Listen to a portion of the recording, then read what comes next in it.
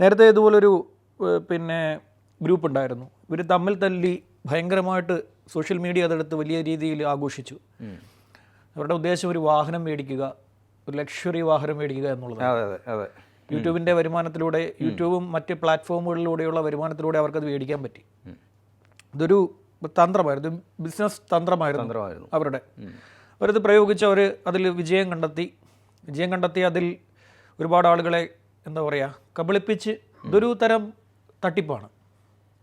തട്ടിപ്പ് നടത്തി ആളുകളെ എന്താ പറയുക ഒരു ഗിമിക്കുകൾ കാണിച്ച്, നമ്മൾ ചില ചാനലുകളിലൊക്കെ പരിപാടിയില്ലേ, ആളുകളെ പ്രാങ്ക് പരിപാടികൾ പോലെയുള്ള ഒരു പരിപാടി. അങ്ങനെ ആസ്വദിച്ചവർ ആസ്വദിച്ചു, ചിലർ ഈ വിഷയത്തെ അങ്ങനെ സീരിയസ് ആയിട്ട് എടുത്തു.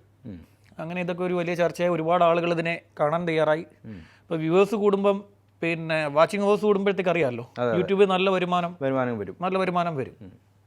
അപ്പം ചെറിയ രീതിയിലുള്ള, അതായത് ആളുകളെ എൻ്റർടൈൻ ചെയ്യുന്ന വീഡിയോസിനെ യൂട്യൂബ് നല്ല രീതിയിൽ പ്രൊമോട്ട് ചെയ്യും.